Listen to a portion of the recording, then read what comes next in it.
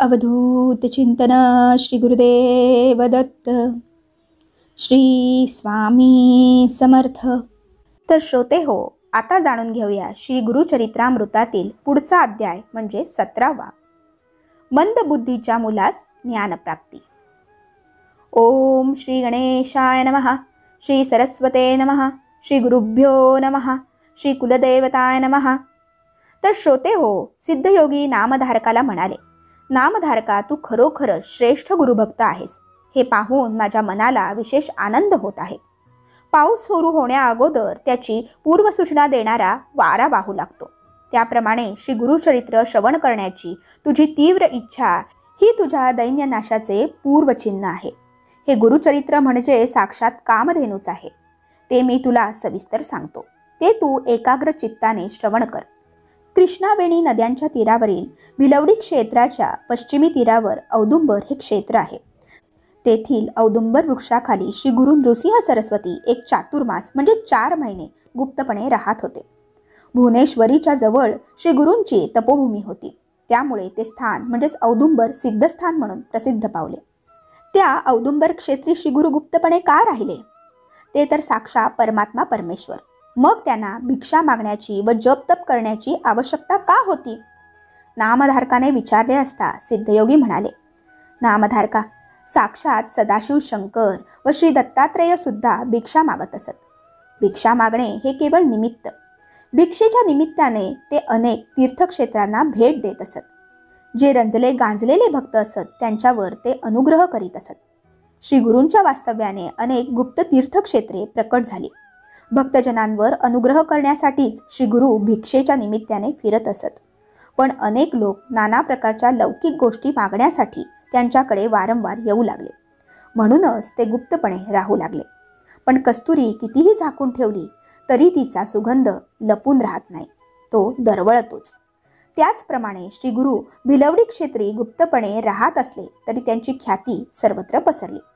सूर्य लपविला तरी त्याचे तेज लपून राहत नाही, हे खरे. श्री गुरूंचे महात्म्य कसे प्रकट झाले त्याविषयी मी तुला एक कथा सांगतो, ती ऐक.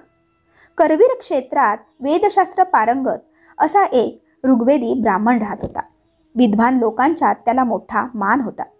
त्याला एक मुलगा झाला, पण दुर्दैवाने तो जन्मताच अगदी मतिमंद होता. कितीही शिकविले तरी त्याला काहीच येत नसे, काही समजत नसे. तो लहान असतानाच त्याचे आई वडील देवाघरी गेले. त्याच्या नात्यातील लोकांनी त्याचे पालन पोषण केले. बघता बघता तो 7 वर्षाचा झाला. कुळाचारानुसार 7व्या वर्षी त्याची मुंज झाली. मौंजी बंधनानंतर त्याला अध्ययनासाठी गुरुकडे पाठविले, पण तो मतिमंद असल्यामुळे गुरूंनी शिकविलेले त्याला काहीच समजत नव्हते. त्याला संध्या येत नव्हती, गायत्री मंत्र येत नव्हता. मग वेदाध्ययन कुठले? ब्राह्मणाला विद्या नाही तर पोट कसे भरणार? विद्वान ब्राह्मणाचा मठ्ठ मुलगा अशी त्याची सर्व लोक थट्टा करीत असत. लोक त्याला म्हणत, अरे मूर्खा, तुझे वडील केवढे विद्वान होते, तू मात्र अगदी दगडधोंडा आहेस. तू तुझ्या वडिलांच्या कीर्तीला बट्टा लावलास. अरे, ज्याला विद्या नाही तो मनुष्य अगदी पशु होय. विद्वानांची सर्वत्र पूजा होते, तुझ्यासारख्या दगडाची नाही. तुझा जन्म अगदी फुकट आहे. तू आणि सुकर यात काहीच फरक नाही. आचारहीन अशा तुला या जन्मात कदापि सुख मिळणार नाही. मृत्यूनंतर तुला नरकातच जावे लागेल. असले लाजीरवाणे जिणे जगण्यापेक्षा तू मरत का नाहीस? लोकांनी केलेली निंदा ऐकून तो मुलगा अतिशय दुःखी झाला. तो लोकांना म्हणाला, मी गतजन्मी विद्यादान केले नाही, म्हणून मला या जन्मात विद्याभ्यास जमत नाही. त्याला मी तरी काय करणार? आता तुम्हीच काहीतरी उपाय करा. त्यावर लोक हसून म्हणाले, आता तुला पुढच्या जन्मीच विद्या येईल. या जन्मी तू भीक मागून जग. लोकांनी केलेली ही निंदा ऐकून तो मुलगा अतिशय दुःखी झाला. त्याने गाव सोडले. तो रानावनातून फिरत चालला. मूर्ख म्हणून जिवंत राहण्यापेक्षा आपण प्राण द्यावा, मरून जावे असे त्याने ठरविले. आत्महत्येचा विचार करीत फिरत फिरत कृष्णा नदीच्या काठावरील भिलवडी गावात आला. तेथे नदीच्या पलीकडे भुवनेश्वरी देवीचे सुंदर मंदिर होते. तेथे त्याने देवीचे दर्शन घेतले. त्याने अन्नपाण्याचा त्याग केला व देवीच्या समोर धरणे धरून बसला. देवीची आपल्यावर कृपा व्हावी यासाठी तो आक्रोश करीत देवीला आपले दुःख सांगू लागला. हे जगन्माते, सर्व जगाने माझी हेटाळणी केली, माझी उपेक्षा केली, पण तू तरी माझ्यावर कृपा कर. मला दूर लोटू नकोस. 3 दिवस लोटले तरी पण देवीची आपल्यावर कृपा होत नाही, ती प्रसन्न होत नाही. हे पाहून त्याला अतिशय दुःख झाले. तो देवीला म्हणाला, माते, आता मी काय करू, कोठे जाऊ? माझी हाक तुला का ऐकू येत नाही? माझ्यावर तुझी कृपा होत नाही, म्हणून मी माझी जीभ कापून तुझ्या पायांवर वाहतो. असे म्हणून त्याने खरोखरच आपली जीभ कापली व देवीला अर्पण केली.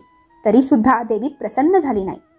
तेव्हा तो देवीला कळवळून म्हणाला, आता माझ्यावर कृपा नाही केलीस तर उद्या मी सकाळी माझे मस्तक कापून माझे मस्तक तुला अर्पण करीन. त्यावर भुवनेश्वरी देवी प्रसन्न झाली. त्याच रात्री ती त्याच्या स्वप्नात आली. ती त्याला म्हणाली, बाळा, तू इतके दुःख कशाला करतोस? माझ्यावर रागावू नकोस. नदीच्या पलीकडे औदुंबर वृक्षाखाली एक महातपस्वी अवतारी पुरुष आहेत. ते साक्षात श्री दत्तात्रयांचे अवतार श्री नृसिंह सरस्वती आहेत. तू त्यांच्याकडे जा, तुझे काम होईल. सकाळी मुलगा जागा झाला. त्याला रात्री पडलेले स्वप्न आठवले. तो नदीच्या पलीकडे गेला. तेथे औदुंबर वृक्षाखाली श्री नृसिंह सरस्वती तपस्वी रूपात बसले होते.